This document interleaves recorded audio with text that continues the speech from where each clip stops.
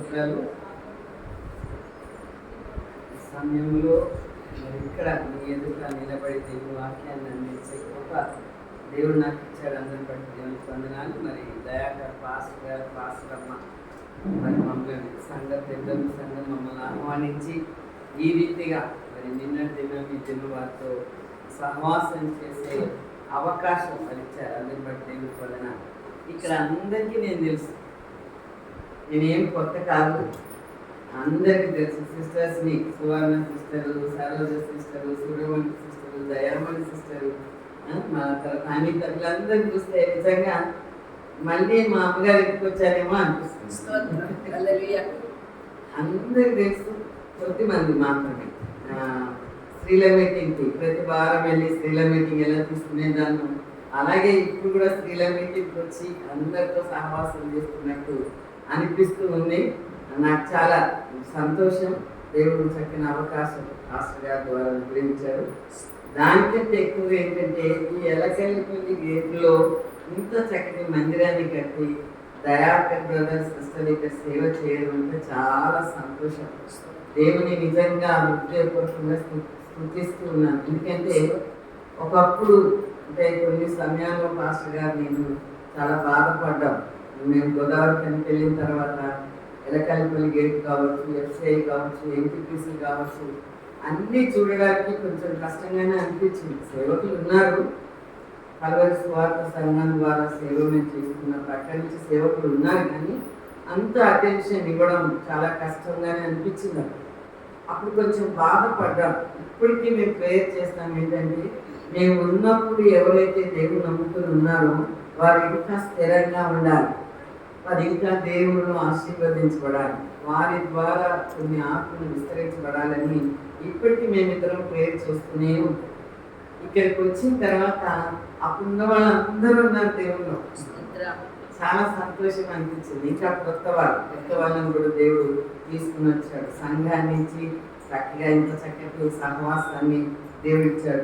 దాన్ని బట్టి దేవునికి వందనాలు చెల్లించుకుంటున్నాను. మావు తక్కువ 1 గంట అంతేనా? ఎస్. సో 1 గంట సమయం ఇచ్చారు. యాక్చువల్గా మన టైం తీసుకుంటే తిరిగి పడుకునే సమయం కదా, రెస్ట్ తీసుకునే సమయం. కానీ మీరు ఎవరు నిద్రపోవాలని అనుకుంటున్నాను. సాధ్యమైనంత వరకు త్వరగా ముగించడానికి ప్రయత్నం చేస్తాను. నాకు 1 గంట సమయం ఇచ్చారు కాబట్టి నేను న్యాయం కూడా చెయ్యాలి.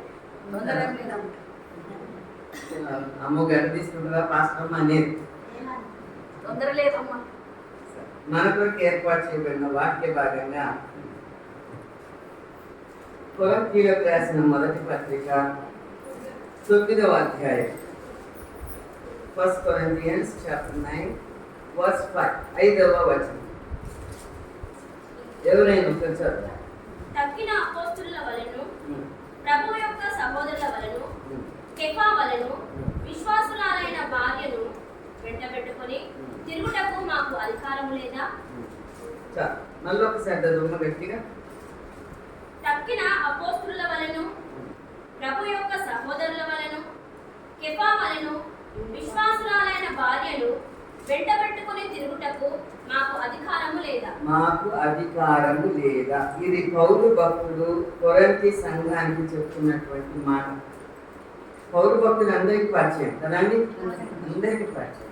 పౌలు భక్తుడు కొరింథీ సంఘానికి ఏమని చెప్తున్నాడంటే, తక్కిన సహోదరుల వలెను, కేఫా వలెను. కేఫా అంటే ఎవరు? పేతురు గారు, సీమోను పేతురు కదా.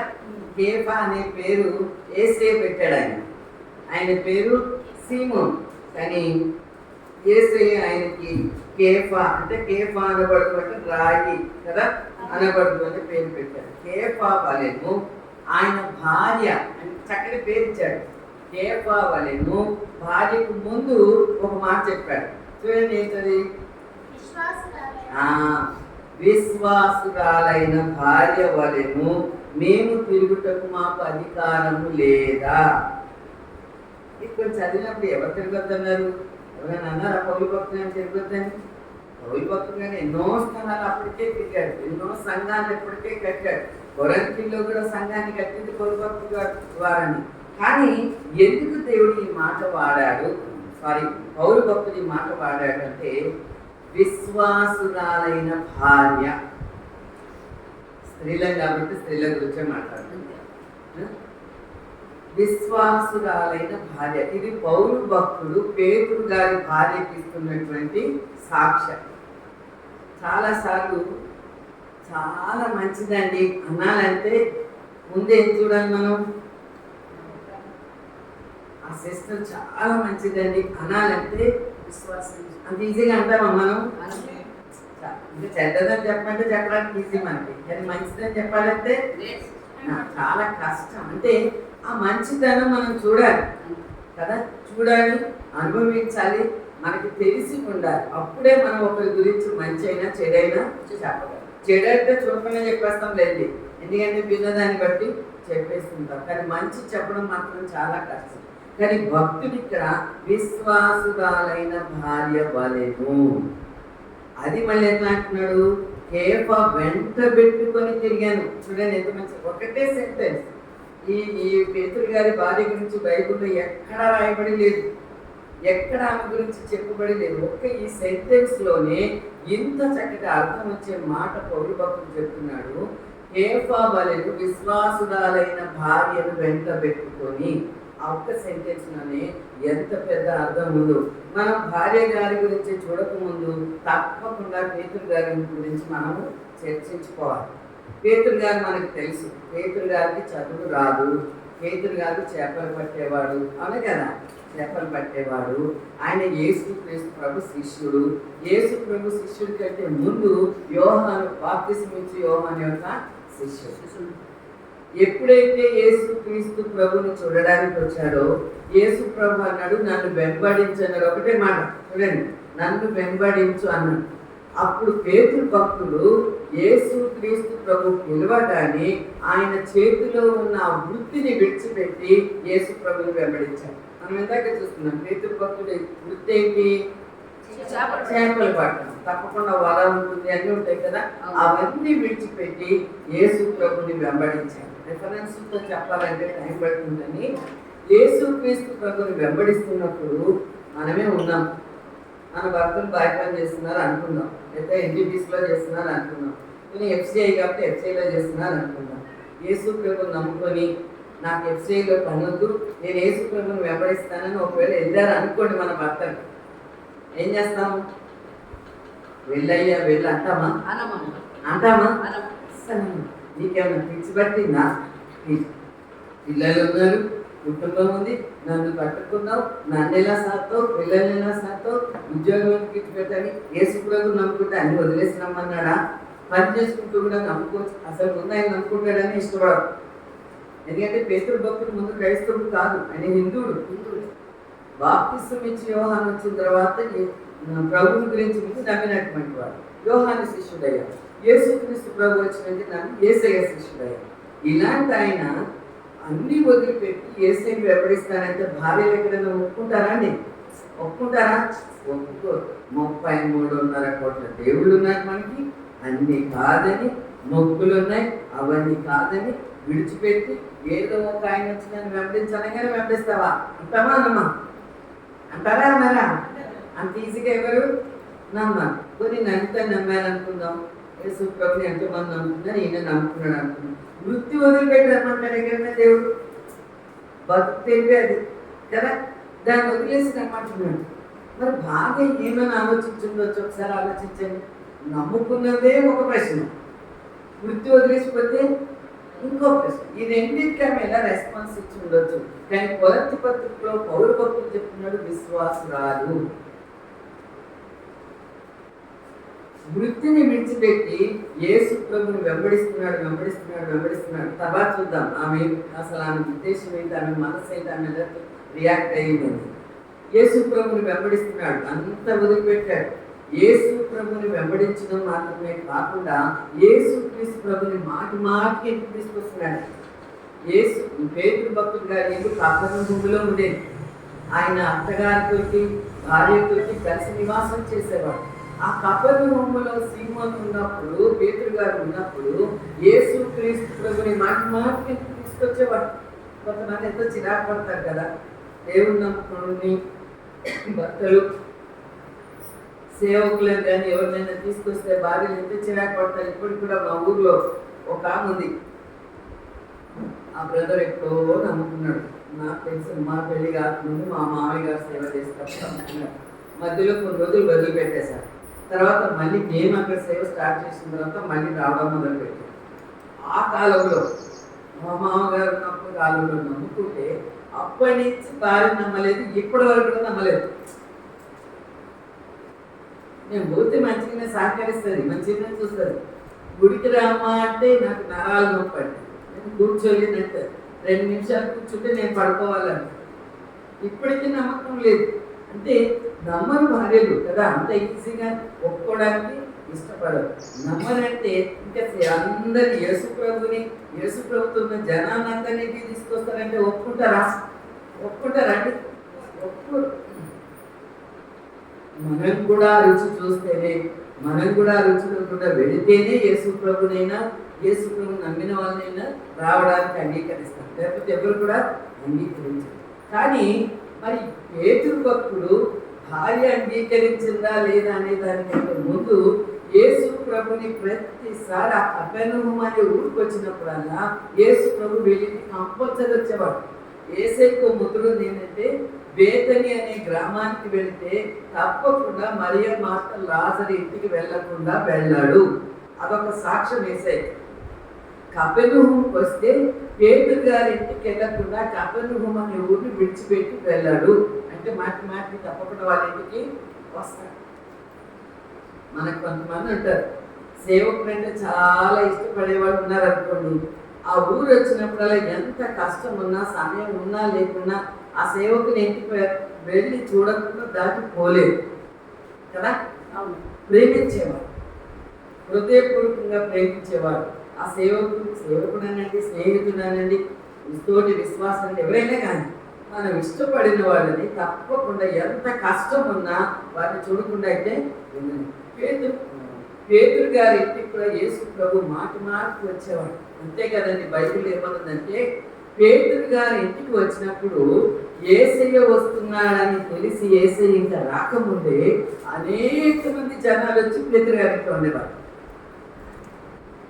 యేసయ్య వచ్చి వెళ్ళడం కాదు, యేసుక్రీస్తు ప్రభు వస్తున్నాడని ఇంటి ముందు ఇంటికి రోగులు వచ్చేవాళ్ళు, యేసయ్యని చూడాలనే వాళ్ళు వచ్చేవాళ్ళట, యేసయ్యతో కష్టాలు చెప్పుకునే వాళ్ళు వచ్చేవాళ్ళట, యేసయ్య దగ్గర ఆహారం కావాలని వచ్చేవారట, యేసయ్య చెప్పే మాటలు వినాలని వచ్చేవాళ్ళు ఉండేవారట. ఆ ఇల్లు ఎప్పుడు కూడా మనుషులతో నిండి ఉండేదట. ఎవరిల్లు? పేతురు గారి. మనం ఇంకా భార్య దగ్గరికి రాలేదు, పేతురు గారి గురించే మాట్లాడుతున్నాం. భార్య రియాక్షన్ ఎలా ఉంటుందో తర్వాత చూద్దాం. ఎప్పుడు ఇంటి నిండా జనం వచ్చేవారు. యేసుక్రీస్తు ప్రభుని పేతురు గారు వాళ్ళ అత్తగారు జరుగుతూ ఉంటే యేసయ్యని ఇంటికి తీసుకొచ్చారు. ఇవన్నీ బైబిల్లో ఉన్నవే చెప్తున్నాను నేను, ఏమి కాదు. పేతురు గారి అత్త జ్వరంతో పడి ఉంటే పేతురు గారు యేసు ప్రభుని వాళ్ళ ఇంటికి తీసుకొచ్చాడట. యేసు ప్రభు అత్తగారిని ముట్టగానే జ్వరం విడిచిపోయేను. అవునా? యేసయ్య పేతురు అత్త జ్వరాన్ని గద్దించి విడిచిపోయాడు. వెంటనే ఆమె లేచి ఏం చేశాను? పరిచర్య చేశాను. అంటే అక్కడ స్వస్థత అనేది తన ఇంటి వారికి మాత్రమే కాదు, కానీ ఇంటికి వచ్చే ప్రతి వారికి కూడా అక్కడ స్వస్థతలు జరిగేవి. అంటే పేతురు గారి ఇల్లు ఎప్పుడు కూడా ఓపెన్ డోర్ అన్నమాట, ఎప్పుడు తెరిచే ఉండేది.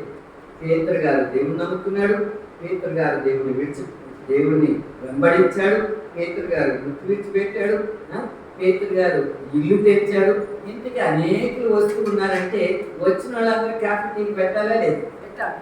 వచ్చిన వాళ్ళందరికీ భోజనాలు సిద్ధం చేయాలా లేదు? కొన్ని ఏం చేయగలుగుతున్నాం, కాఫీ వద్దు, టీ వద్దు, ఏమొద్దు, కనీసం వచ్చిన వాళ్ళకి నీళ్ళు అన్ని ఇవ్వాలా లేదు? అది కూడా ఒక పచ్చడే కదా, అది కూడా ఒక పనే కదా, అది కూడా ఒక కష్టంతో కూడిందే కదా. అదైనా చేయాలా లేదా? పేతురు గారి భార్య చేసి ఉండవచ్చు. అంతమంది జనము ఈయన దగ్గరికి వచ్చేవారు. ఇవన్నీ జరిపిస్తూ ఉంటే పేతురు గారి భార్య మరి ఏం చేస్తుందంటే పౌలు భక్తుడు అంటున్నాడు, ఆమె విశ్వాసురాలు. రాసి పెట్టుకునే బోర్డు కాదు విశ్వాసురాలు అనేది. ఆమె జీవితంలో అది జరిగింది. ఆమె జీవితంలో అది నెరవేర్చబడేది, అది కనబడింది. ఈమె విశ్వాసురాలు కనబడింది కనుక పౌలు భక్తుడు విశ్వాసురాలు అని చెప్పాడు. అంటే పేతురు భక్తుడు ఎప్పుడైతే యేసుక్రీస్తు ప్రభువుని అంగీకరించాడో తప్పకుండా వచ్చి ఇంటికి భార్యకి చెప్పాడు. అవునా? ఇంటికి వచ్చి చెప్తారా చెప్పరా? చెప్పాడు. చెప్పినప్పుడు ఈ భార్య ఎదురు చెప్పకుండా పేతురు భక్తులతో సమానంగా యేసుక్రీస్తు ప్రభువుని అంగీకరించింది. చూడండి, ఒక పేరు, ఒక మంచి పేరు మనకి రావాలంటే దాని వెనక మనలో ఎన్నో కార్యాలు జరగాలి. అది జరిగితేనే తప్ప ఆ పేరు మనకి రాదు. ఈమె రక్షించబడింది. పేతురు భక్తుడు రక్షింపబడ్డాడు. తన పాపములు ఒప్పుకొని యేసుక్రీస్తు రక్తంలో కడగబడి పాప క్షమాపణ నుండి బాప్తిస్మం పొంది యేసుక్రీస్తు ప్రభు కుమారుడిగా పేతురు భక్తుడు మారాడు. అదే సంగతి భార్యకు చెప్తే భార్య కూడా తన పాపములు ఒప్పుకుంది. నేను పాపిని అని గ్రహించింది. నా పాపాలకు విముక్తి కావాలి. విముక్తి లేకపోతే పరలోకానికి నేను వెళ్ళలేను అని గ్రహించింది. విముక్తి పొందాలంటే ఏం చేయాలి? యేసుక్రీస్తుని సురక్షితుడిగా అంగీకరించాలి. నా పాపాలు ఒప్పుకొని విడిచిపెట్టి ఆయనను నేను అంగీకరించి ఆయన రక్తంలో నా పాపాలు కడగబడాలని గ్రహించింది. కాబట్టి పాపాలు ఒప్పుకొని రక్షింపబడింది. రక్షించబడినటువంటి పేతురు గారి భార్య యేసుక్రీస్తుని పేతురు గారు ఎలా వెంబడించాడో అలా వెంబడించింది కనుక ఇంటి నిండా ఎంతమంది వచ్చినా ఎన్నడూ విసుక్కోలేదు. మీరు చూడండి, ఒకవేళ మార్కు సువార్త 1వ అధ్యాయం 29-30 వచనాలు చదవండి. వెంటనే వారు సమాజ మందిరంలో నుండి వెళ్ళి యాకోబుతోనూ యోహానుతోనూ సీమోను ఆంద్రేయ అను వారి ఇంట ప్రవేశించిరి. సీమోను అత్త జ్వరంతో పడి ఉండగా వెంటనే వారు ఆమెను గురించి ఆయనతో చెప్పిరి. ఆయన ఆమె దగ్గరకు వచ్చి చేయి పట్టి ఆమెను లేవనెత్తెను. అంతట జ్వరము ఆమెను వదలను గనుక ఆమె వారికి ఉపచారం చేయసాగింది.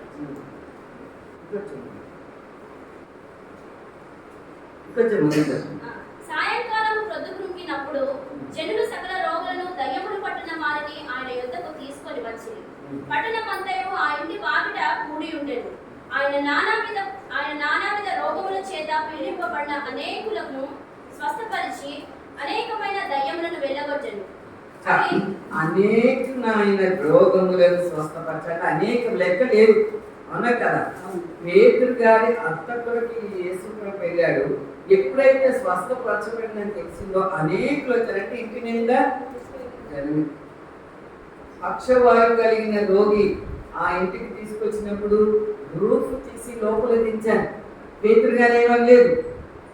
అని మనం ఉంటే ఏమయ్యా రూఫ్ కూడా తీసేస్తుంటే ఎట్లా ఊరుకుంటావయ్యా నువ్వు? ఇంట్లో నుంచి వస్తున్నారు జనం, కొని ఆ బాధ అంటే భరిస్తున్నా నేను. రూఫ్ కూడా తీసేస్తే ఏసై ఏమన్నా రూఫ్ వేసిస్తారా మనకి? అంతమానమా? రూఫ్ కూడా తీసి ఇటు నుంచి వస్తున్నాం, ఏదో పాపం ఏదో చేసుకుంటున్నాం అంటే అది కూడా తీసేసి అందులోకి వెళ్ళి దించుతున్నాం అంటే ఇక అసలు నీకు ఎక్కడ హక్కు లేదు, ఏం లేదు. అంతమానమా? ఆటంకపరుస్తుంది. కానీ ఆ భార్య ఏమనలేదు. ఎందుకంటే యేసుక్రీస్తు ప్రభు చేసే ప్రతి పనిలో ఒక అర్థం ఉంది, ఒక ఫలితం ఉంది. దాని ద్వారా ఒక గొప్ప కార్యం జరగబోతుంది. ఆత్మల రక్షణార్థమై రక్షకుడిగా ఈ లోకానికి వచ్చిన యేసుక్రీస్తు ప్రభు ఆత్మ విలువ ఎంతో యేసు ప్రభు ద్వారా తెలుసుకున్నటువంటి స్త్రీ. కాబట్టి ఇహలోక సంబంధమైన విషయాలలో దేని విషయం జోక్యం చేసుకొనక యేసుక్రీస్తు ప్రభు చేసే ప్రతి పని కూడా ఆత్మ సంబంధమైనదని గ్రహించింది కనుక ఎక్కడ పేతురు గారికి ఆటంకంగా లేదు. ఉంటే రాయబడి ఉంటుంది కదా, ఉంటే తప్పకుండా రాయబడి ఉంటుంది. ఎక్కడ లేదు అంటే ఆటంకపరచలేదు. ఎప్పుడైతే పేతురు గారు రక్షించబడ్డాడో వచ్చి భార్యకు చెప్పగానే సత్యం గ్రహించి క్రీస్తుని అంగీకరించి పేతురు గారి బాటలో నడిచినటువంటి భార్య, పేతురు గారి యొక్క విధేయతలో నడిచినటువంటి భార్య, పేతురు గారు అసలు పేతురు గారు యేసుప్రభువుని ఎంత ప్రేమించాడో మనం ఎవరో చెప్పలేము కదా. చాలా ప్రేమించాడు. శిష్యులందరిలో కంటే ఎక్కువగా దేశభక్తుడు యేసుప్రభువుని ప్రేమించాడు. ఆయన ఎంత ప్రేమించాడో ఆయన భార్య కూడా యేసుప్రభువుని అంతగా ప్రేమించింది. కనుక ఎక్కడ కూడా ఆమె ఆటంకం చేయలేదు పేతురు గారు. కాబట్టి ఆమె విశ్వాసురాలు కాగలిగింది. ఒకటి, ఆమె విశ్వాసురాలైన భార్య. విశ్వాసురాలైన భార్య కావాలి అంటే మొదట రక్షణ పొందాలి. అసలు యేసయ్య ఎవరు? ఆయన నాకేమై ఉన్నాడు, నేనేంటి, నా పరిస్థితి ఏంటి, ఎందుకు నాకు యేసయ్య అవసరం కదా, ఎందుకు నాకు అవసరం యేసయ్య అనేది ముందు మనం తెలుసుకోవాలి. మన స్థితి ఏంటో మనం గమనించినప్పుడే యేసయ్య అవసరత మనకెందుకు మనకి అర్థమవుతుంది. యేసయ్య అవసరత మనకు అర్థమైనప్పుడు మనల్ని మనం దేవునికి సబ్మిట్ చేసుకోగలం. అవునా కదా? మనల్ని మనం దేవునికి అప్పగించుకోగలం. లేకపోతే అప్పగించుకోలేము. రోగాల కొరకు, డబ్బుల కొరకు, బంధువుల కొరకు, ఎవరికొరకు యేసుప్రభువు నమ్ముకున్నాం అనుకోండి, అప్పుడు యేసయ్య శక్తి మనకు తెలియదు. రోగాలు ఎప్పుడు మనకు చెప్పరావు, డబ్బు ఎప్పుడు మనతో ఉండరు, బంధువులు ఎప్పుడు మనతో ఉండరు. అవునా కదా? ఎప్పుడో ఒకప్పుడు ఇవన్నీ విడిచిపెట్టిపోతాం.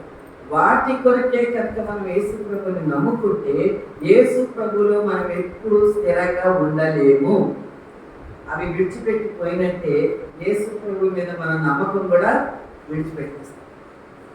కానీ సత్యం తెలిసినప్పుడు, ఆ సత్యం నాకు అవసరమైందని మనం గ్రహించినప్పుడు, దాని నిమిత్తం మనల్ని మనం దేవుడికి సబ్మిట్ చేసుకున్నప్పుడే మనం ఎప్పుడు ఏ పరిస్థితుల్లోన దేవుడి కొరకు నిలబడగలం. ఎప్పుడైతే వృత్తిని విడిచిపెట్టాడో ఆ స్త్రీ ఎంత బాధపడిందో. ఒక నెల జీతం రాకపోతేనే ఆ ఇంట్లో పరిస్థితులు ఎంతో భయంకరంగా ఉంటాయో మనకు తెలుసు. అవునా కదా?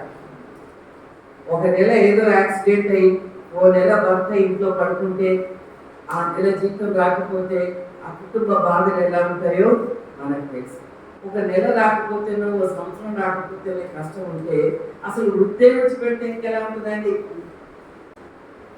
నీవు క్రీస్తుని ప్రేమిస్తే నీకంటే ఎక్కువగా నేను క్రీస్తుని ప్రేమిస్తూ నిన్ను ప్రేమిస్తాను, నీకు సహకరిస్తాను. అప్పుడప్పుడు కొట్లాట లేనప్పుడు మన భర్తలను అంటావు, పెళ్ళిలో ఏ ఒప్పందం చేసావు? ఏ పెళ్ళైనా ఒప్పందాలు ఉంటాయి. అది క్రిస్టియన్ పెళ్లి కావచ్చు, ముస్లిం పెళ్లి కావచ్చు, హిందూ పెళ్లి కావచ్చు, ఏ పెళ్ళైనా కావచ్చు. తప్పకుండా ప్రమాణాలు చేసుకునేది ఉంటుంది కదా. ప్రతి పెళ్లిలో ఒప్పందాలు అనేవి ఉంటాయి. నన్ను ఏమని చెప్పి చేసుకున్నావు నువ్వు అంటారా అన్నారా? ఒప్పందాలు ఉంటాయి తప్పకుండా. ఈ స్త్రీ కూడా నీవు క్రీస్తుని ప్రేమించినట్టు నేను నిన్ను ప్రేమిస్తాను, క్రీస్తుని ప్రేమిస్తాను. క్రీస్తుని ప్రేమించింది కనుకే భర్తను ఆ కష్టాల్లో కూడా ప్రేమించగలిగింది. క్రీస్తుని ప్రేమించింది కనుకే ఆ కష్టాల్లో ఉద్యోగం విడిచిపెట్టినా కూడా ఆయనకు సహకరించింది. క్రీస్తుని ప్రేమించింది కాబట్టి ఆయనతో పాటు నడవడానికి ముందుకు సాగింది. అన్ని విషయాల్లో, ప్రార్థన విషయంలో, నమ్మిక విషయంలో, యేసుని వెంబడించే విషయంలో నమ్మకమైన సాటి అయిన సహకారి అనడానికి సరి అయిన స్త్రీగా ఈ స్త్రీ ముందుకు నడిచింది. కాబట్టి ఆమెకు విశ్వాసురాలు అనే పేరు ఇవ్వబడింది.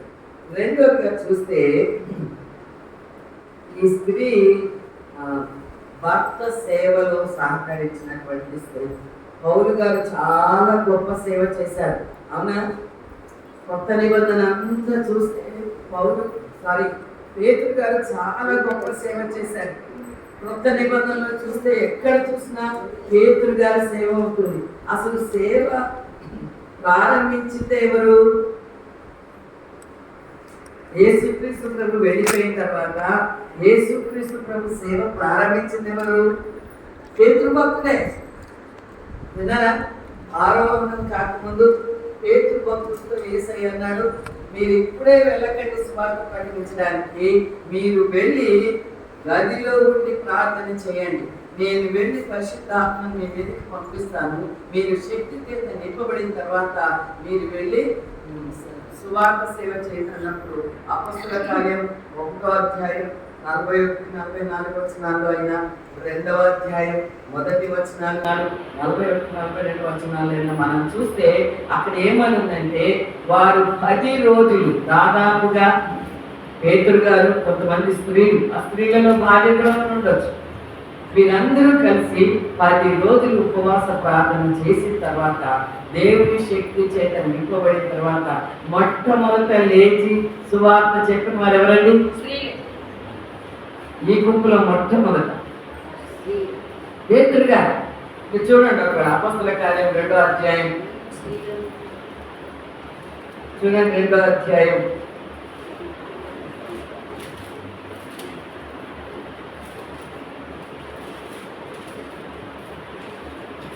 అపొస్తలుల కార్యం 1-2 వచనాలు చదవండి ఒకసారి. పెంతెకోస్తు పండుగ దినము వచ్చినప్పుడు అందరూ ఒక చోట కూడి 5వ వచనం చదవండి. ఆ కాలమున ఆకాశం క్రిందమంటూ ప్రతి జనములో నుండి వచ్చిన భక్తి గల యూదులు యెరూషలేములో కాపురముండిరి. ఈ శబ్దం కలగగా జనులు గుంపులుగా కూడి వచ్చి ప్రతి మనుషుడు తన తన స్వభాషతో వారు మాటలాడుట విని కలవరపడిరి. అంతటా అందరూ విభ్రాంతి నొంది ఆశ్చర్యపడి, ఇదిగో మాటలాడుచున్న వీరందరూ గలిలయులు కారా? మనలో ప్రతివాడు తాను పుట్టిన దేశ భాషతో మీరు మాట్లాడుట మనము వినుచున్నామే, ఇదేమి? 14వ వచనం. అయితే పేతురు ఆ 11 కూడా లేచి నిలిచి బిగ్గరగా వారితో ఇట్లనెను, యూదయ మనుషులారా, యెరూషలేములో కాపురమున్న సమస్త చెల్లారా, ఇది మీకు తెలియగాక చెవియొక్కి నా మాటలు వినుడి. ఇక్కడ ప్రారంభించాడు పేతురు భక్తుడు. ఎప్పుడైతే శక్తి చేత నింపబడ్డాడో, పరిశుద్ధాత్మ చేత వీరందరూ ఎప్పుడైతే నింపబడిన తర్వాత పేతురు భక్తుడు లేచి నిలబడి అక్కడ సువార్త ప్రకటించడం మొదలు పెట్టాడు. అదే 2వ అధ్యాయం 41-42 వచనాలు చదవండి. ఇంకను అనేక విధములైన మాటలలో సాక్ష్యమిచ్చి, మీరు మూర్ఖులకు ఈ తరపు వారికి వేరై రక్షణ పొందుడని వారిని హెచ్చరించారు. కాబట్టి అతని వాక్యము అంగీకరించిన వారు బాప్తిస్మం పొందిరి. ఆ దినమందు ఇంచుమించు 3000 మంది చేర్చబడిరి. ఎప్పుడైతే ఆయన లేచి వాక్యం చెప్పాడో, లేకపోతే సువార్త ప్రకటించాడో, లేకపోతే ఆయన కన్న వాటిని విన్న వాటిని గురించి బోధించాడో, అక్కడ దాదాపుగా 3000 మంది ఏమయ్యారట? రక్షించబడ్డారంటే మొట్టమొదట సేవ చేసిన వ్యక్తి ఎవరంటే పేతురు భక్తుడు. ఈయన సేవ చేస్తూ ఉన్నప్పుడు భార్య ఆయనకు సహకారిగా నిలబడి. అందుకని ప్రతి పురుషుని విజయం వెనక ఎవరుంటారు? తప్పకుండా స్త్రీ లేకపోతే ఆ పురుషుడు చాలా కష్టం. విజయం సాధించడం చాలా, ఒకవేళ చెల్లె కావచ్చు, తల్లి కావచ్చు, భార్య కావచ్చు, ఎవరైనా కావచ్చు. మొత్తానికి ఒక స్త్రీ తప్పకుండా ఒక పురుషుడి విజయం వెనకాల ఉంటుంది. ఈ స్త్రీ కూడా పేతురు భక్తుడి యొక్క అన్ని విజయాలలో వెనక నిలబడినటువంటి స్త్రీ. మనం గమనించాలి. కొన్నిసార్లు మన భర్తలు కొన్ని చెప్పినప్పుడు అర్థం చేసుకో, ఏదో మాట్లాడేస్తూ ఉంటాం, కొన్నిసార్లు బాధపడుతుంటాం, కొన్నిసార్లు డిస్కరేజ్ చేస్తాం కదా. ఎంకరేజ్ చేయడానికి బదులు, ప్రోత్సహించడానికి బదులు నిరుత్సాహపరుస్తూ ఉంటాం.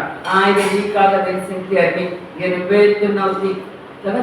కొన్నిసార్లు మనం మాటల ద్వారా బాధపడుతుంటాం. కానీ దేవుడు ఇక్కడ ఏమంటున్నాడంటే, అందరి స్త్రీలాగా నువ్వు కూడా ఉంటాను, పర్వాలేదు. కానీ ఇప్పుడు అందరి స్త్రీల లాంటి వారం కాదు మనం. అవునా? కాదు. మనకు పేరుంది. ఏ పేరుంది? భక్తి వరకు క్రైస్తవులం, క్రీస్తు పిల్లలం కదా. క్రీస్తు పిల్లలు అని పేరు పెట్టుకున్నందుకైనా క్రీస్తు పిల్లలుగా జీవించాలి. క్రీస్తు పిల్లలుగా జీవించాలంటే క్రీస్తు ఎలా జీవించాడు? తిట్టిన వాళ్ళని తిట్టాడు, కొట్టిన వాళ్ళని కొట్టాడు. అవునా? లేదు. ఒక మాదిరికరమైన జీవితాన్ని మనకి ఇచ్చి వెళ్ళాడు. మనం కూడా క్రీస్తు పిల్లలుగా మాదిరికరమైన జీవితం నుంచి వెళ్ళాలి. ఎక్కడ వెళ్ళాలి? ఆయన అయితే క్రీస్తు ప్రభు పిల్లలు అక్కడ ఉన్నారు. అన్యజనుల దగ్గర ఉండి అన్యజనులకు సువార్తను ప్రకటించి అనేకులకు ప్రభు యొద్దకు నడిపాడు. మనకు ఆ ఛాన్స్ లేకపోవచ్చు. మనం మొదట ఎక్కడి నుంచి మొదలు పెట్టాలంటే మన ఇంట్లో మన భర్త దగ్గర నుండే ప్రారంభించాలి. అవునా? మన రక్షణ కార్యమైన, మన క్రైస్తవ విశ్వాసమైన, మన మాదిరికరమైన జీవితమైన, మన ప్రేమ కలిగిన జీవితమైన ఎక్కడి నుంచి మొదలు పెట్టగలం? ఏకదం నేను వెళ్ళి చౌరస్తాలో నిలబడి చెప్పాను అనుకోండి, ఏం చేస్తారు? ఏం మాట్లాడుతున్నామమ్మా నువ్వు? ఏం అసలు నువ్వెవరు, ఎక్కడ, ఏంటి కదా? ఎవరు వినండి. అదే నేను నా ఇంట్లో నా భర్త దగ్గర మాట్లాడానుకోండి, వింటారా? వినండి. నా పిల్లలు నా జీవితాన్ని, నా పిల్లలు చూస్తారు, నా భర్త చూస్తారు కాబట్టి వాళ్ళ దగ్గర క్రీస్తు బిడ్డని అనే సాక్ష్యాన్ని నేను నిలబెట్టుకోవాలి. అక్కడ ఉండాలి నాకు సాక్ష్యం. అక్కడ ఎప్పుడైతే నేను సాక్ష్యం పొందుతానో ఈ వాసన అనేది ఎక్కడికి వెళ్తుంది? బయటికి వెళ్తాను, ఇంటి బయటకు వెళ్తాను. అవునా? ఇంటి బయటికి వెళ్ళినప్పుడు పక్క వారి దగ్గర కూడా నేను అదే సాక్షి జీవితాన్ని జీవించగలను. ఎందుకంటే ఎప్పుడు మర్చిపోదు స్త్రీలం, మనకు పేరుంది, యేసు ప్రభువుని నమ్ముకున్నాం, క్రైస్తవులం. ఎవరు మనం? క్రీస్తు పిల్లలం. మనం క్రీస్తు పిల్లలం కాకముందు మనల్ని ఎవరు అడిగేవారు ఉండరండి, మనల్ని ఎవరు చూసేవారు ఉండరు, మన వైపు పేరు ఎవరు చూపించరు. ఎప్పుడైతే క్రీస్తు పేరు పెట్టుకుని క్రీస్తు పిల్లలం అవుతామో అందరికంటే ఎవరి మీద ఉంటాయి? ఎవరి మీద ఉంటాయి? మన మీదనే ఉంటాయి. మొన్న ఆమె క్రైస్తవుని నమ్ముకుందండి, క్రీరస్థానికాల్లో చేరింది, క్రీస్తు నమ్మిందాన్ని నమ్మిన అంటుంది. కానీ ఆమె ఏంటో, ఆమె మాట్లాడిందో, ఆమె ప్రవర్తన ఏంటో, ఎన్నడూ ప్రేమే కనబడాలి ఆమెలో. ఇవాళ చెప్పి అందరూ అనేది అదే, మీరు తిరిగితే పడతారు కదా, మీరు క్షమిస్తారు కదా, మీరు ప్రేమిస్తారు కదా, మరి ఎందుకు ఎదురు చెప్తున్నారు అంటున్నారు. వాళ్ళ కొరకైనా భరించాలి మనకి మనసులో ఉన్నా లేకున్నా వాళ్ళ కొరకైనా. ఎందుకంటే మనం భరించకపోతే మనకే అవమానం మొదట ఎవరికి వస్తుంది? ఆ పేరు, క్రీస్తు పేరు పెట్టుకున్నందుకైనా మనం క్రీస్తు జీవితాన్ని కలిగి జీవించాలి. ఈ విశ్వాసురాలు అనే పేరు పొందిన ఈ స్త్రీ భర్త సేవలో సహకరించింది. ఆమె సహకారం లేకుండా పేతురు భక్తుడు అంత గొప్ప శిష్యుడు కాలేదు. ఎందుకంటే పేతురు గారికి ఒక బలహీనత ఉంది, ఆయన దుడుకు పేతురు. అవునా? నేను చావనే వదిలేసయ్యా, నేను చచ్చిపోతా నీకు, నువ్వు మాత్రం చావవుతాను కదా. యేసు ప్రభు లోకానికి వచ్చిందే మన కొరకు చనిపోవడం. కానీ పేతురు కొరకు అస్సలు చనిపోదు, నీకు మరణం అంతే వద్దు, నీ కొరకు నేను చనిపోతాను అంటే అంతగా ప్రేమించాను. కానీ అక్కడ యేసు ప్రభు ఏమన్నాడు? నేను చనిపోకుండా నువ్వు ఎన్నిసార్లు పంపుతావు? 3 సార్లు పంపుతావు. నేను ఎవరో తెలియదు అంటావు అంటే అన్నాడా లేదా? ఎమోషనల్గా భావోద్రేకంతో ఏమనంటే నువ్వు చావనే వదిలేస్తే నీ కొరకు నేను చస్తానన్నా. కానీ తీరా అక్కడ పరిస్థితి వచ్చే వరకు ఏసెవరో నాకు తెలియదు, అసలు ఏసెవరో నువ్వు చెప్పి ఆయన గురించి నాకు తెలియదు అమ్మాయి అంటూ ఇంకేమన్నాడు? అమ్మ తోడు, నా తోడు, యేసు ప్రభు ఎవరో, ఈయన నా ప్రాణం పెట్టేది అంటే అంత దుడుకుతనం కలిగినటువంటి వాడు పేతురు.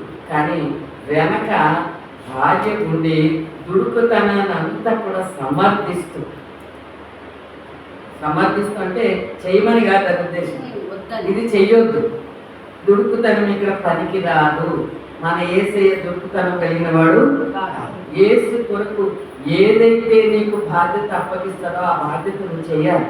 ఎందుకంటే యేసయ్య ఈయన పక్షంగా గొప్ప ప్రణాళిక కలిగి ఉన్నాడు. నీకు రాయి అనబడతావు అన్నాడు కదా, నువ్వు రాయి, నువ్వు గట్టి వాడివి అన్నాడు. అసలే దుఃఖపేతురీన పుట్టిగానే అయ్యేది ఆయనను. యేసయ్య అన్నాడు ఫ్యూచర్ ఆలోచించి, భవిష్యత్తు ఆలోచించి, నువ్వు గట్టి వాడివి, నువ్వు రాయి లాంటి వాడివి, నీ మీద నా సంఘాన్ని కడతాను అన్నాడు. ఇక చూడండి ఎంత గొప్ప విషయం. పుట్టిగానే పడిపోయి ఆయనను పట్టుకొని నీ మీద నా సంఘాన్ని కడతాను అన్నాడు. ఇంకేం చేశాడు? నమ్మకంతో పరలోకపు తాళం చెవులు ఎవరికి ఇచ్చాడు? మరి 12 మంది శిష్యులు ఉన్నారు, ఎందుకు ఇవ్వాలి? వేరే వాళ్ళకి ఇవ్వచ్చు కదా. మన ఈయన దుడుకుపేతులే, ఈయన బలహీనుడే. కానీ యేసు క్రీస్తు ప్రభు ఫ్యూచర్ ఆలోచించి పేతురు భక్తుడు ఎంత సమర్థుడో, పేతురు భక్తుడికి సహకరించే భార్య ఎంత సమర్థురాలో గ్రహించాడు. కాబట్టి ఆ కాలపు చెవులు ఆయన ఆయన చేతిలో పెట్టాడు. అంత మాత్రమే కాదు, నీవు పరలోకంలో ఇక్కడ భూమి మీద ఈ వేటిని విప్పుతావో పరలోకంలో అవి విప్పుతావు. నువ్వు వేటిని బంధిస్తావో అవి పరలోకంలో అది ఎంత ధన్యకరం కదా. అసలు ఎవరికైనా దొరుకుతుందా ఆపర్చునిటీ? అంత అవకాశం, అంత నమ్మకం. చూస్తే పేతురు రానివాడు కానే కాదు, ప్రస్తుతానికైతే కాదు. కానీ ఆయనలో భవిష్యత్తును చూసి యేసు క్రీస్తు ప్రభు ఎన్నో ఆశలతోటి పేతురు భక్తుని అంత గొప్పగా ఆశీర్వదించాడు. అంత గొప్పగా ఆశీర్వదించబడడానికి కారణం ఎవరంటే ఆయన భార్యనే. దుర్గ పేతురని బొంకి దగ్గరే కాదు, ఎప్పుడైతే యేసు ప్రభు చనిపోయాడో, ఆరోహణమై వెళ్ళిపోయాడో, వెంటనే యోహాను సువార్త 21వ అధ్యాయం కనుక మనం చూస్తే మొదటి వచనాలలో మళ్ళీ ఏం చేశాడంటే విడిచిపెట్టినటువంటి బలను మళ్ళా చేత పట్టుకొని, అవునా, గుర్తొచ్చిందా? పేతురు భక్తుడు విడిచేసి నువ్వు వాటిని వదిలి నన్ను వెంబడించన్నప్పుడు వదిలేశాడు వృత్తిని. యేసు ప్రభు చనిపోయి ఆరోహణమై వెళ్ళిన తర్వాత పడేసినటువంటి బలను మళ్ళీ తీసుకొని చేపలు పట్టడానికి వెళ్ళాడు. ఈయన సంఘం కట్టేది, ఈయన భూమి మీద బంధిస్తే బంధించబడతాయి, విప్పబడితే విప్పేవి. యేసు ప్రభు ఉన్నంతకాలం మంచి భక్తిగా ఉన్నాడు, ధైర్యంగా ఉన్నాడు. యేసు ప్రభుని వెంబడించాడు, యేసు ప్రభుతో తిన్నాడు, పడుకున్నాడు, నడిచాడు, అన్నీ చేశాడు. యేసు ప్రభు కనబడకపోయేసరికి మళ్ళా వల పట్టుకొని చేపలు పట్టడానికి పోయాడు. ఆయన ఒక్కడే కాదు, నువ్వు పోతే అన్నా ఇంత పెద్ద అన్నవి నువ్వు పోతుంటే మేమేం చేస్తాం, వెనకాల ఏం చేశారు, మిగిలిన వాళ్ళు కూడా పోయారు. దేనికి మార్గదర్శకుడుగా ఉన్నాడు ఆయన? యేసు ప్రభు ఉన్నట్లేమో యేసు వెంబడించాడు, యేసు ప్రభు పోగానే మళ్ళా లోకంలో వృత్తికి బయలుదేరాడు. కానీ ఆ పరిస్థితిలో ఆ వృత్తిలో నిలబడకుండా తిరిగి యేసు వైపుకు తెప్పింది ఎవరు అంటే ఆయనే. అందుకే ఆయన సహకరించింది. పేతురు భక్తుడు అంత గట్టిగా ఉండగలిగాడు అంటే కారణం భార్యనే. ఇంటికి వచ్చే వాళ్ళందరికీ విసుగక పరిచర్య చేసినటువంటి స్త్రీ పేతురు గారి భార్య, విసుగక పరిచర్య చేసినటువంటి అత్త పేతురు గారి అత్త. ఇంటి నిండా మంది ఉన్న కపెర్నహూములో అడుగు పెడితే పేతురు ఇల్లుని దర్శించకుండా వెళ్ళిన రోజు యేసు ప్రభు జీవితంలో లేవు. అంతగా ఆకర్షించబడింది ఆ గృహం.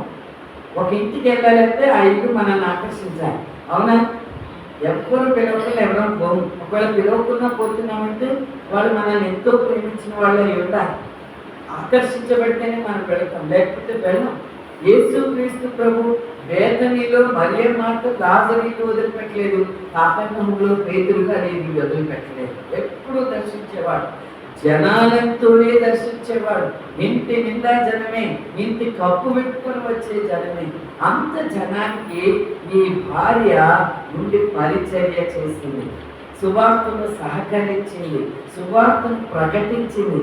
చూడండి, రోగులు కొన్నిసార్లు స్వస్థత ప్రార్థన అనగానే తప్పలు వస్తారు, అవునా? ఎక్కడెక్కడి నుంచి వస్తారు.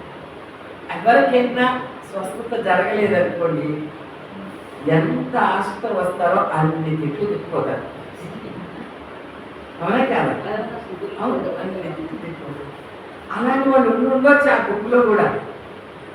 కానీ ఆ భార్య ఉంటే స్వస్థత ముఖ్యం కాదు, రక్షణ ముఖ్యం.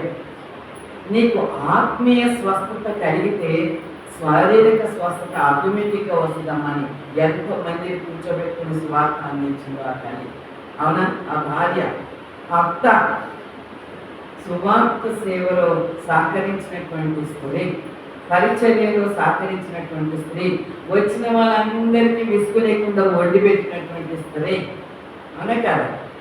ఈ ఏరియాలో చాలా సహకరిస్తారు సేవకులకు, విసుగుపడరు. ఈ గోదావరి కానీ ఎన్టీపీసీ హెలికాప్టర్లు అంతా కొన్ని స్థలాల్లో అయితే సేవకులకు కనీసం పరిచర్య చేసి వెళ్ళిపోయేటప్పుడు కొంచెం భోజనం కూడా పెట్టారు. పరిచర్య చర్చలోనే చేయాలి, అక్కడి నుంచి ఎక్కడికే వెళ్ళిపోవాలి. అలా ఉంటాయి. అంటే మనల్ని బట్టే ఉంటుంది ఏదైనా. పేతురు గారి భార్య ఆకర్షించింది కాబట్టి పట్టజాలనంత విస్తారమైన జనులతో ఆ గృహం నింపబడింది. పేతురు గారు అంత ధైర్యంగా, ఇష్టంగా, పడిపోకుండా క్రీస్తులో నిలబడి సేవ చేయగలిగాడు అంటే అది కేవలం ఆయన కార్యం మాత్రమే. ఒకటి ఆమె విశ్వాసాలు, రెండోది ఆయన సేవలో సహకరించినటువంటి స్త్రీ. తర్వాత మూడోది చూస్తే, నేను ముందే చెప్పాను, బైబిల్లో వీళ్ళ గురించి ఎక్కువ లేదు, వాళ్ళ భార్య గురించి ఎక్కువ లేదు, కానీ చరిత్రలు చెప్తున్నాయి. ఇవన్నీ కూడా చరిత్రకారులు చెప్తున్నటువంటి సత్యం. ఒక చరిత్రకారుడు క్లెమెంట్ అనేటువంటి చరిత్రకారుడు ఏమని చెప్తాడంటే, పేతురు గారి భార్య ఇద్దరు కూడా ఆశీర్వదింపబడిన జంట అన్నారు. ఆశీర్వదింపబడిన జంట. ఇప్పుడు మనం కూడా బైబిల్లో చాలా వచనాలు ఉన్నాయి. అవన్నీ కనుక తీసి చూస్తే నిజంగా పేతురు గారు ఒక దగ్గర 5,000 మంది రక్షించబడ్డారు, ఒక దగ్గర 3,000 మంది రక్షించబడ్డారు. పేతురు గారు ఎక్కడ అడుగు పెడితే అక్కడ ఆత్మలు వస్తూనే ఉన్నాయి, స్వస్థతలు జరుగుతూనే ఉన్నాయి. అవునా? పేతురు గారి నీడ తగిలి స్వస్థపరచబడిన వారు ఉన్నారు. యేసుక్రీస్తు ప్రభు నీడ తగిలి స్వస్థపరచబడ్డారని బైబిల్లో లేదండి. విన్నారా? మీరైతే ఒకసారి బైబిల్ చదవండి కావాలంటే. యేసు ప్రభు నీడ పడి బాగుపడ్డారు అన్నది బైబిల్లో లేదు, కానీ పేతురు గారి నీడ తగిలి బాగుపడ్డారు అనే సత్యం బైబిల్లో ఉంది. అంటే భక్తుడు ఎంత గొప్ప పవర్ఫుల్, శక్తివంతమైన శిష్యుడు, సేవకుడు మనం గమనించగలం కదా. అంత శక్తివంతమైన సేవకుడు కాగలిగాడంటే వెనకాల భార్య సపోర్ట్ లేకపోతే ఆయన అయ్యేవాడు కాదు. ఆ క్లెమెంట్ అనేటువంటి చరిత్రకారుడు వీరిద్దరూ ఆశీర్వదింపబడిన జంట. వీరు పనిలో కావచ్చు, సువార్త సేవలో కావచ్చు, ప్రార్థనలో కావచ్చు, ఇతరులను ఆదుకునే విషయంలో కావచ్చు, పరిచర్య చేసే విషయంలో కావచ్చు, వీరిద్దరు కూడా ఆశీర్వదింపబడిన వారు అని చెప్తారు. ఇంకేం చెప్తారంటే, పేతురు గారు అనేక సార్లు జైలుకి వెళ్ళాడు. బైబిల్లో కూడా ఉంది. అపొస్తలుల కార్యం 12వ అధ్యాయంలో చూస్తే 12వ అధ్యాయం 1వ వచనంలో యోహాను భక్తుడు, యాకోబు భక్తుడు ఆయనను ఖడ్గము చేత తల తీయించి తర్వాత పేతురు గారిని తీసుకుని వెళ్ళి అక్కడ చెరసాలలో పెట్టారు కదా. మనం పర్లేదు. యోహాను సువార్త అపొస్తలుల కార్యం 12వ అధ్యాయంలో పేతురు గారిని చెరసాలలో పెడితే సంఘమంతా అత్యాశక్తితో ప్రార్థన చేస్తుంది. అవునా? అవునా కదా? సంఘమంతా అత్యాశక్తితో ప్రార్థన చేస్తుంది. ఎందుకు అందులో పెట్టారంటే, ఐ థింక్ 1వ వచనంలో యోహానా యాకోబా ఒకసారి తీస్తే చూడండి. 12వ అధ్యాయం 1వ వచనం. దాదాపు అదే కాలమందు రాజైన హేరోదు సంఘపు వారిలో కొందరిని బాధ పెట్టుటకు బలాత్కారంగా పట్టుకొని యోహాను సహోదరుడైన యాకోబును ఖడ్గంతో చంపించాడు. యాకోబు కదా, యోహాను సహోదరుడైన యాకోబుని ఖడ్గంతో చంపించి పేతురు గారిని చెరసాలలో పెట్టాడు. ఎందుకు పెట్టాడంటే యాకోబు గారు లాగానే, ఎందుకంటే అది క్రైస్తవులకు ఇష్టమైన పని. క్రైస్తవులకు ఇష్టమైన పని, యూదులకు ఇశ్రాయేలులకు ఇష్టమైన పని. కాబట్టి ఎందుకంటే వాళ్ళు మెస్సియాను అంగీకరించారు, యేసు ప్రభు రక్షకుడుగా వచ్చాడంటే అంగీకరించాడు.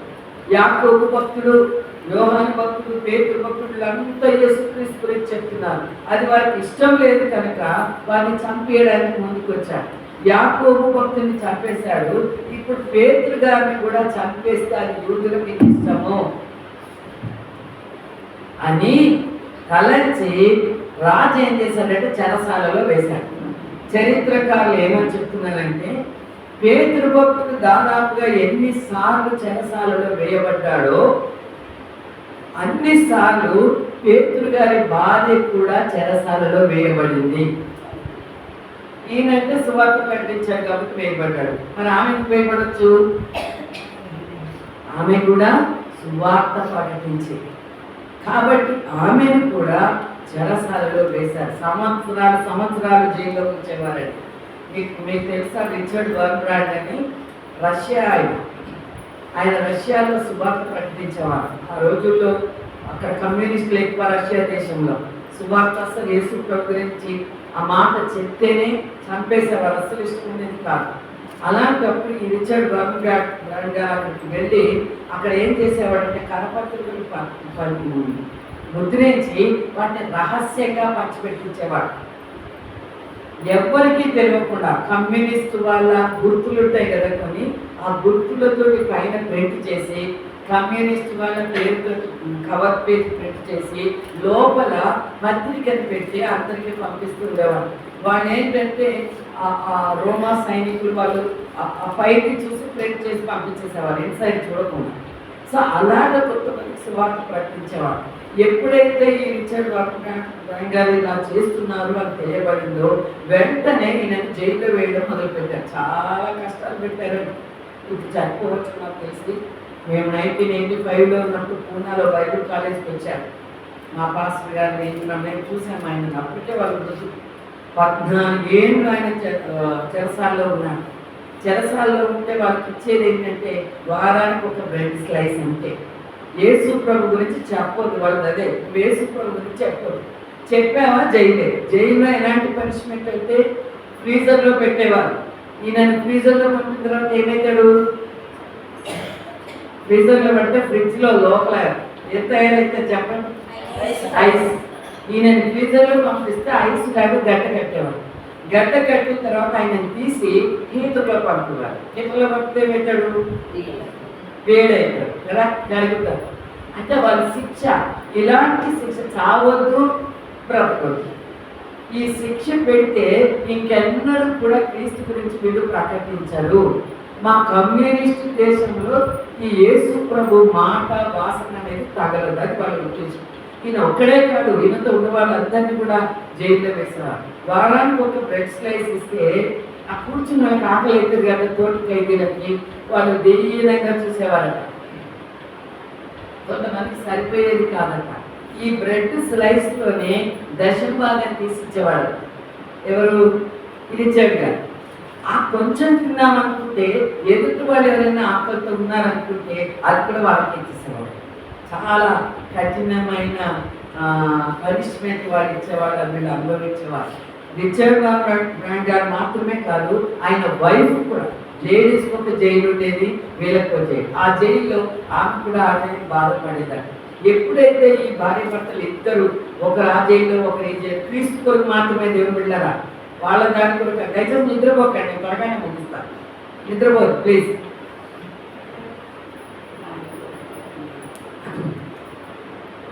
క్రీస్తుని అంగీకరించి క్రీస్తుని ప్రకటిస్తున్నందుకే ఈ శిక్ష. అదే మనమైతే ఏం చేస్తాం? ఎక్కడో ఉన్న దేవుని కొరకు మనమే ఇప్పుడు బాధపడేది. శుభ్రంగా తిందాం, ఉందాం, చనిపోయే ముందు ఎప్పుడో ఏసయ్య సారీ క్షమించంటే అయిపోతుంది అనుకుంటాం. అలా కష్టపడడానికి ఇష్టపడం, కానీ వాళ్ళు ఇష్టపడ్డారు. ఈ లోకంలో జీవించే జీవితం తాత్కాలికమైంది, ఇది నాశనమైపోయేది, ఇది నాకు శాశ్వతం కాదు. నేను బ్రతుకుతే 80 ఏళ్ళు బతుకుతాను కావచ్చు, కానీ నేను చనిపోయిన తర్వాత నాకు ఉండే జీవితం అది యుగయుగం. దాని కొరకు నేను ప్రయాసపడాలని సత్యం తెలుసుకున్నారు కనుక సత్యం కోసం చిత్రహింసలు. ఆ బుక్ పేరే. మీరు ఎక్కడైనా దొరికితే తీసుకొని చదవ. అంత కష్టపడేవారు భార్య భర్తలు ఇద్దరు. వీళ్ళకు ఒక కొడుకున్నాడు. ఎప్పుడైతే ఈ తల్లిదండ్రులు జైలు తీసుకుపోయారో ఆ కొడుకు రోడ్డున పడ్డాడు. ఎవరు తిండి పెడతారు? ఎవరు చేర్చుకునేవారు కాదు, ఎవరు అన్నం పెట్టేవారు కాదు. ఆయనని ఎప్పుడైతే ఈయన రోడ్డులు పడ్డాడో ఈ రోమా సైన్యము ఆయనను తీసుకొని పోయి ఆ కమ్యూనిస్ట్ బోధలన్నీ బోధించారు. ఆయన ఎలా అయిపోయాడంటే దేవుడే లేడు సరే. కానీ తల్లిదండ్రుల ప్రార్థన ఆయన ఎక్కువ కాలం అందులో ఉండేలాగా చేయలేదు, మళ్ళీ క్రీస్తు వైపు తిరిగేలాగా చేసింది. అన్ని సంవత్సరాలు వాళ్ళు జైల్లో హింసలు పొందారు. తర్వాత రాజు మారిన తర్వాత అక్కడ ఒక రూల్ వచ్చింది ఏంటంటే వీళ్ళు ఇక్కడ ప్రకటించొద్దు, వీళ్ళని పంపించారు. అప్పుడు బయటికి పంపించేశారు. ఇప్పుడు దేవుడు వెళ్ళారా, ఆ రోజు వాళ్ళు వేసిన విత్తనం ఇప్పుడు రష్యాలో క్రైస్తవ సంఘాలు ఉన్నాయి, చర్చిలు ఉన్నాయి, ఆరాధనలు జరుగుతున్నాయి, సేవ జరుగుతుంది. ఆ రోజు వాళ్ళు శ్రమ పడ్డారు, ఈ రోజు అక్కడ కార్యం జరుగుతుంది. పేతురు గారి భార్యను కూడా అనేక సార్లు జైల్లో వేస్తే ఇద్దరు జైలు జీవితాన్ని అనుభవించిన వాళ్ళు. వాళ్ళ కొరకు మాత్రం కాదు, స్త్రీలు మనం బాగా జ్ఞాపకం చేసుకోవాలి. క్రీస్తు కొరకు మాత్రమే వాళ్ళు హిమ్సెల్ఫ్ అన్నారు. తర్వాత ఇంకేమని చెప్తారంటే వీళ్ళిద్దరూ కూడా హతసాక్షులయ్యారు. పేతురు గారు అయ్యాడని మనకు తెలుసు కదా. పేతురు గారు హతసాక్షి అయ్యాడా? ఎలా హతసాక్షి అయ్యాడు? తలకు ఎదురుగా సిల్వ వేయబడ్డాడు కదా. ఏసు అంటే వాడు నేను కాదు కాబట్టి ఏసులాగా వద్దున్నాను తలకు వేయబడి. కానీ ఆయన భార్య కూడా హతసాక్షి అయ్యింది. ఆమె హతసాక్షి అయ్యే ముందు రోమన్ వాళ్ళు పత్రికలు సిద్ధం చేసి పేతురు గారికే ఇచ్చారు, మీ భార్య హతసాక్షి అవ్వాలి. ఎప్పుడైతే ఆ పేపర్ తీసుకున్నాడో పేతురు గారు చాలా ఆనందాన్ని ఇచ్చాడు, సంతోషపడ్డాడంట. నా భార్య క్రీస్తు కొరకు హతసాక్షి అయ్యే ధన్యత దొరికింది.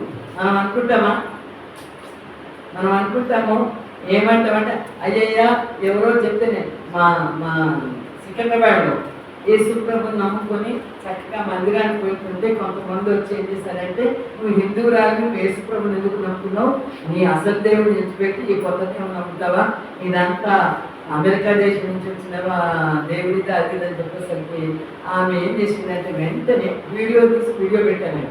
వెంటనే ఏం చేసిందంటే ఆ బైబుళ్ళు వాక్యాలు ఏమేమి పెట్టుకుని అన్నీ తీసుకెళ్ళి చెత్తపుట్ట పడేసి,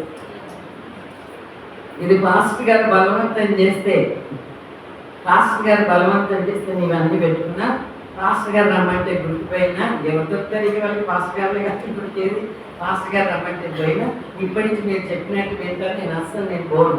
మరి జై శ్రీరామ్ అనమంటే జై శ్రీరామ్ అంటూనే ఉంది అని మన అన్ని వాళ్ళే పెట్టారు, దగ్గర నుండి పెట్టారు, అన్ని పెట్టారు, పూజలు చేయించుకున్నారు. ఇప్పుడు మా తుకారాం గేట్లోనే మా ఏరియాలోనే వాళ్ళు పూజలు చేసుకుంటుంది. ఇవన్నీ పట్టుకుంటారు.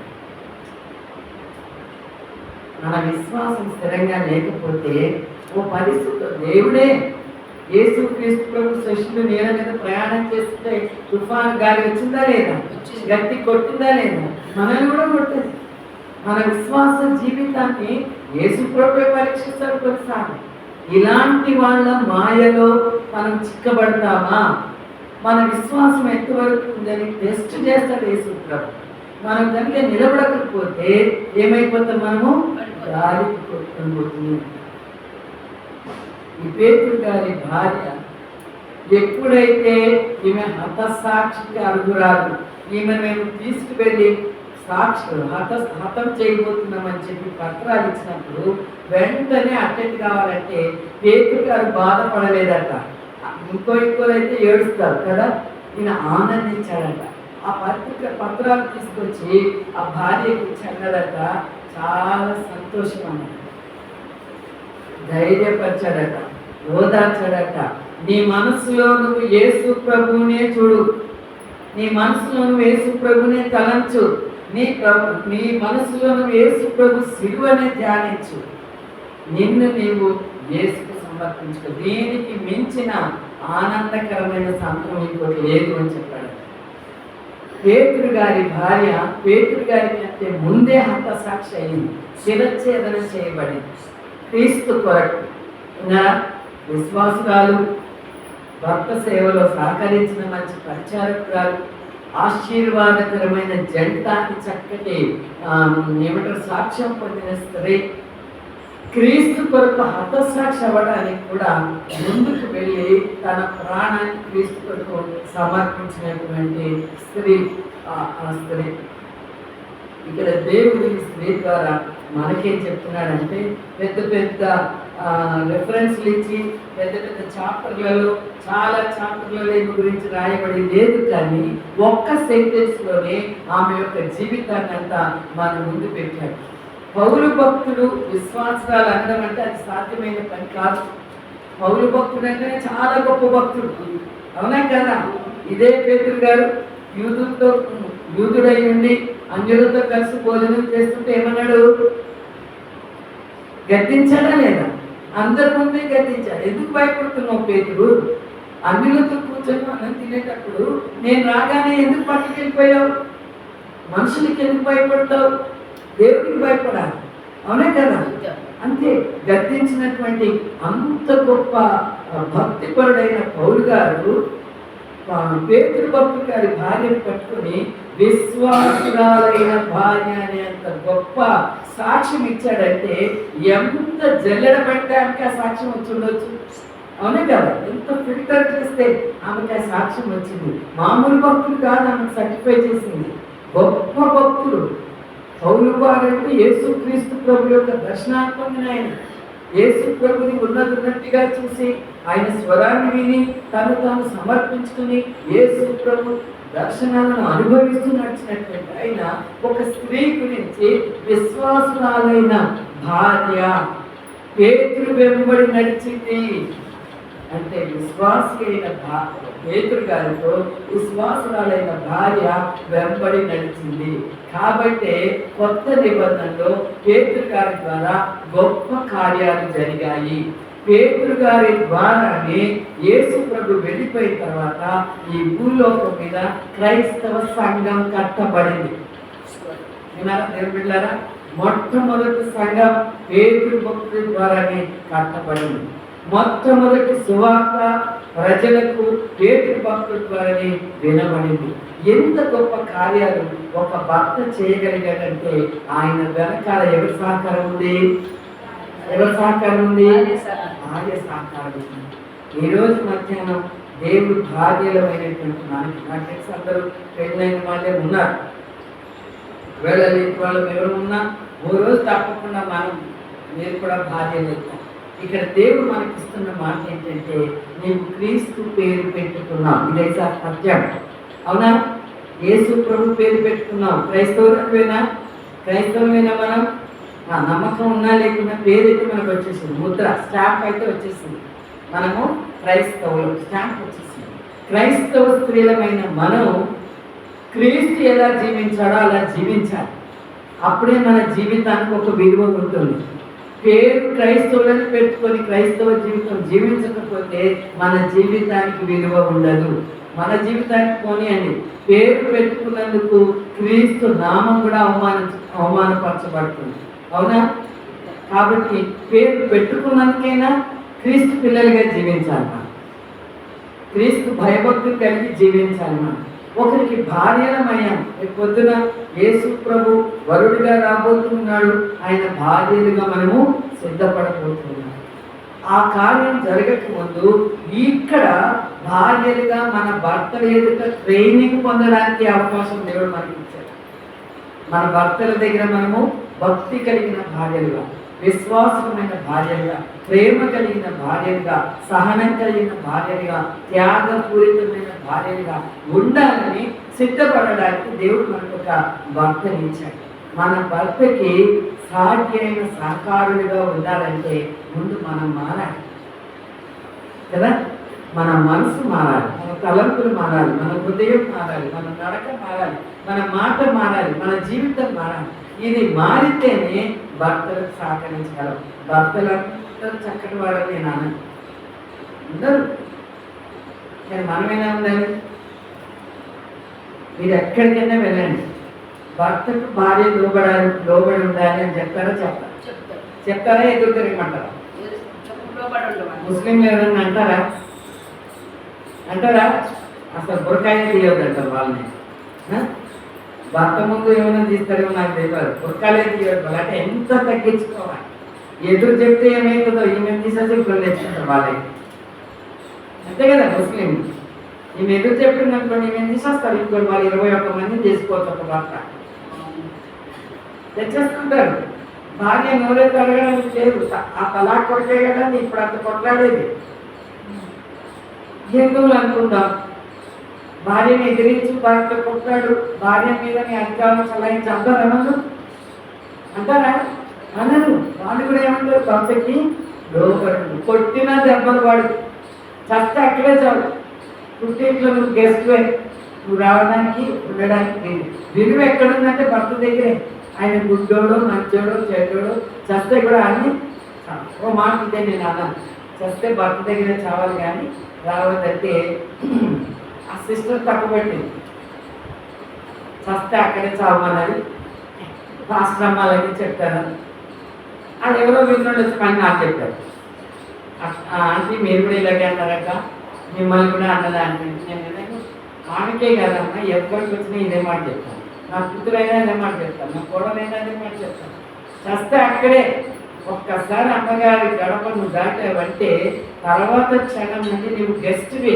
అక్కడ నీకు ఏ అధికారము ఉందా? ఉందని. ఒకవేళ నా అమ్మగారి నువ్వు వస్తే విలువ ఉండదు.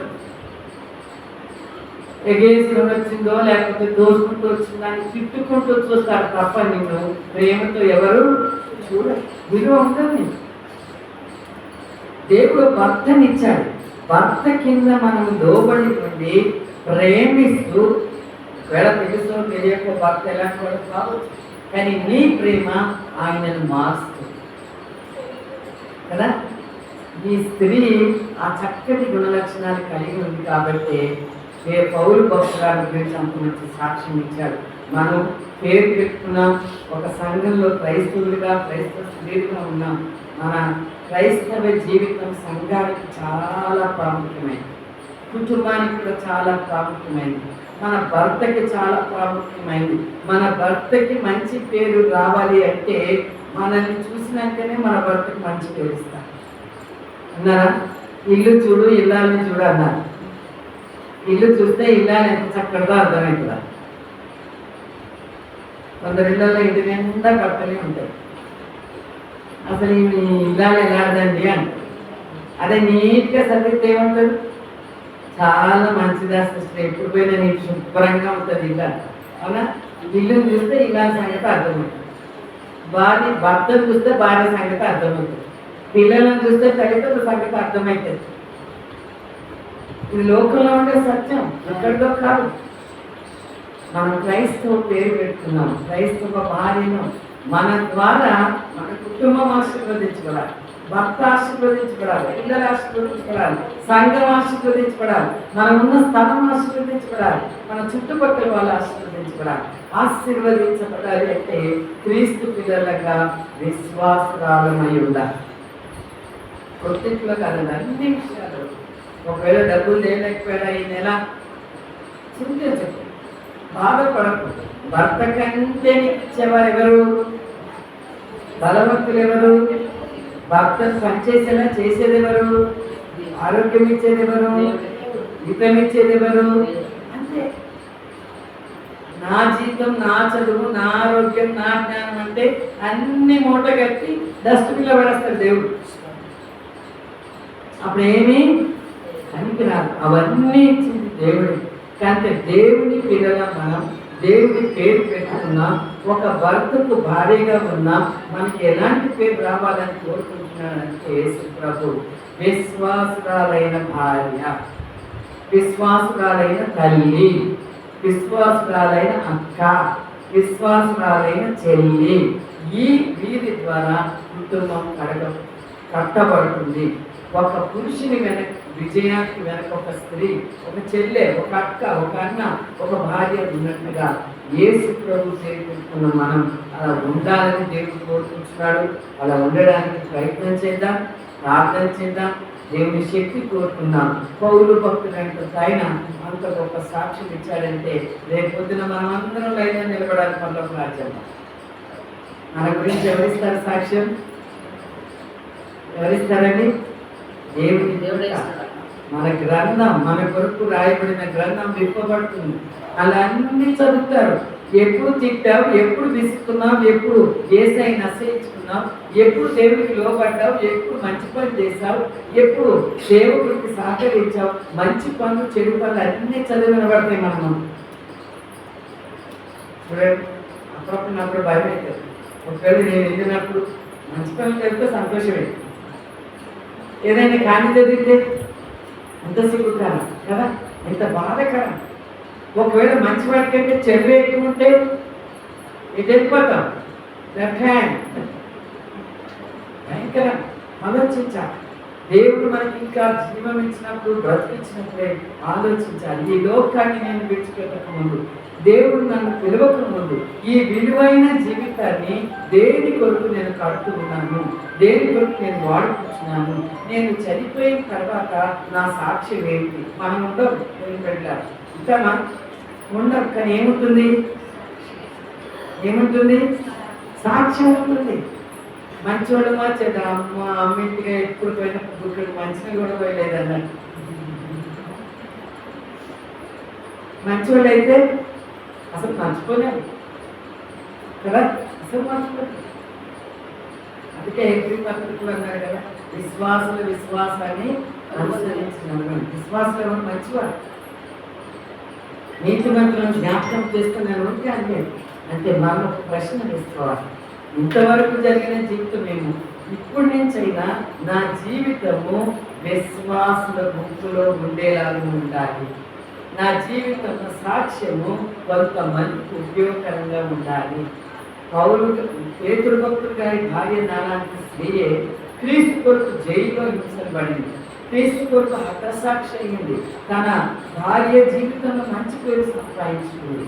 నేను ఒక మాదిరికరమైన క్రైస్తవ స్త్రీగా, భార్యగా, తల్లిగా, చెల్లెగా, అక్కగా, అన్నగా అలాంటి జీవితం నేను జీవించడానికి నాకు సహాయం చేయాలని ప్రార్థన చేస్తున్నాం.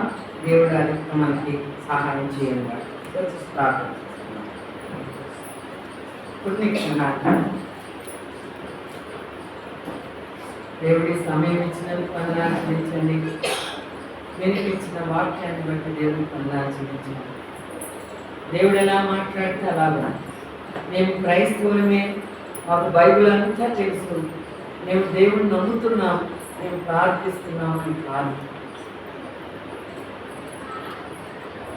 క్రైస్తవ పేరు పెట్టుకున్న దానికి తగినట్టుగా నేను జీవిస్తున్నానా?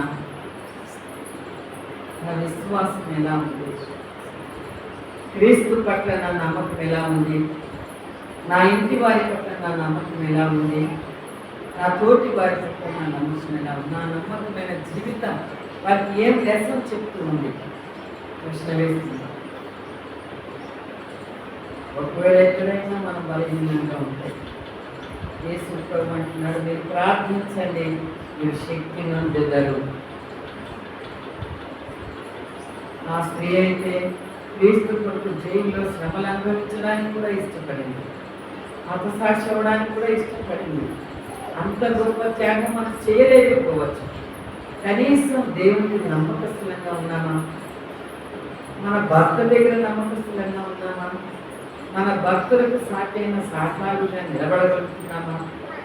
ఆ ప్రేమ, ఆ ఓపిక, ఆ త్యాగం, సహనం మన దగ్గర ఉందా? ప్రశ్న వేస్తున్నాను.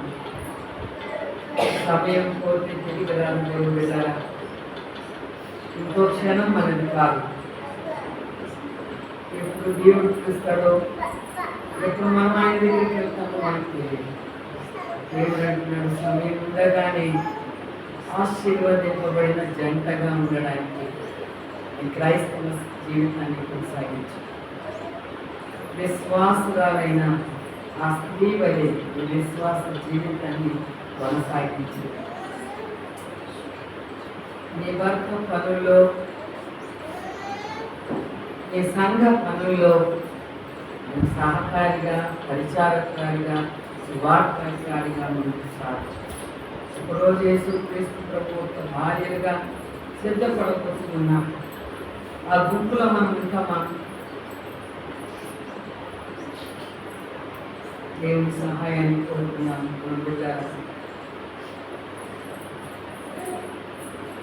మన క్రైస్తవ జీవితం మన భర్తకి నేర్పిస్తూ ఉంది, ఏ విలువలు తీసుకొస్తుంది?